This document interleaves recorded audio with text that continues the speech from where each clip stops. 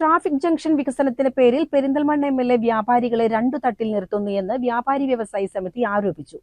വികസനത്തിന്റെ പേരിലുള്ള എംഎൽഎയുടെ നിലപാടിനെ അംഗീകരിക്കാനാവില്ലെന്ന് സമിതി ഭാരവാഹികൾ വാർത്താസമ്മേളനത്തിൽ പറഞ്ഞു. പെരിന്തൽമണ്ണയിലെ ടൗണിലെ വികസനത്തിന്റെ പേരിൽ 300ഓളം കച്ചവടക്കാർ ഇന്ന് ആശങ്കയിലാണ്.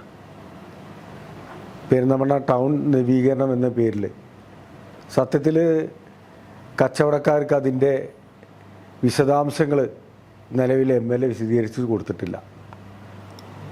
റോഡ് എത്ര മീറ്റർ വീതിയാണെന്നോ എത്ര മീറ്റർ നീളമാണെന്നോ ഒന്നും പറയുന്നില്ല. ഏതാണ്ട് ഞങ്ങൾ കിട്ടിയ അറിവനുസരിച്ച് 300-ലധികം കച്ചവട സ്ഥാപനങ്ങൾ പൊളിച്ചു മാറ്റപ്പെടും എന്നുള്ളതാണ് അറിയാൻ കഴിഞ്ഞത്. വ്യാപാരി സമിതി ഇന്നലെ ഏരിയ കമ്മിറ്റി ചേർന്നുകൊണ്ട് ആ വ്യാപാരികൾക്കൊപ്പം നിൽക്കാൻ തീരുമാനിച്ചിരിക്കുകയാണ്. എംഎൽഎയുടെ നിലപാടിനെതിരെ പൊതുമരാമത്ത് വകുപ്പ് മന്ത്രിക്ക് പരാതി നൽകുമെന്നും വികസനത്തിന് വ്യാപാരി വ്യവസായി സമിതി എതിരല്ലെന്നും നേതാക്കൾ പറഞ്ഞു. അതുപോലെ തന്നെ ഈ ടൗണിൽ പൊളിക്കും എന്ന് പറയപ്പെടുന്ന കടകൾക്ക് യാതൊരു മുന്നറിയിപ്പോ അല്ലെങ്കിൽ എന്താണ് അതിൻ്റെ ഒരു വിശദീകരണം, യാതൊരു വിശദീകരണവും എംഎൽഎൻ്റെ ഭാഗത്ത് നിന്ന് ഉണ്ടായിട്ടില്ല എന്നുള്ളതല്ല. രാത്രി കട അടച്ചു പോയതിൻ്റെ ശേഷം കള്ളന്മാർ വന്ന് മെഷർമെൻറ്റ് എടുക്കുമ്പോൾ വരുമ്പോഴാണ് വന്നിട്ട് ലൈനും ഇതൊക്കെ ഇട്ട് പോകുന്നത്. അതിൽ തന്നെ ഒരു നിഗൂഢ ഉദ്ദേശം ഉണ്ട് ഉള്ളതാണ് നമുക്ക് വ്യാപാരികൾക്ക് മനസ്സിലാക്കാൻ കഴിഞ്ഞത്.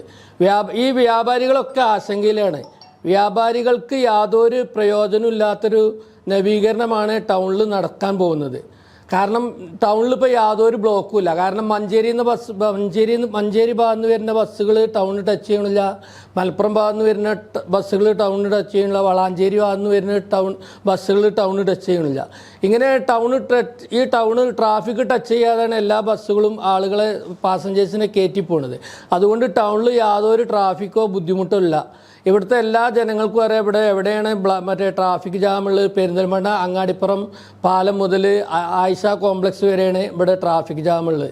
ഇവിടെ ഒന്നും ശാശ്വത പരിഹാരം കാണാതെ ഈ യാതൊരു ബുദ്ധിമുട്ടില്ലാതെ ഇല്ലാത്ത സ്ഥലത്ത് മറ്റേ കച്ചവടക്കാരെ ബുദ്ധിമുട്ടിക്കുക എന്നുള്ള ഭാഗികമായിട്ടും അല്ലാതെയും 300 കടകൾക്ക് നാശനഷ്ടം സംഭവിച്ചുകൊണ്ടുള്ള ഒരു നവീകരണത്തിന് വ്യാപാരി വ്യവസായ സമിതി ഒരിക്കലും കൂട്ടുനിൽക്കില്ല. ഇത് ഭീകരമായ നടപടികൾ നേരിടേണ്ടി വരും.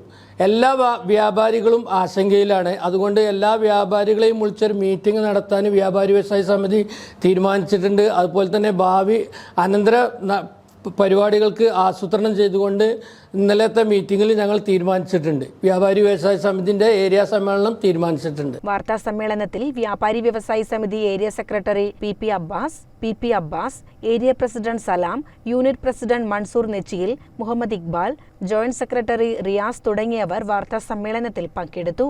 CCN പെരിന്തൽമണ്ണ.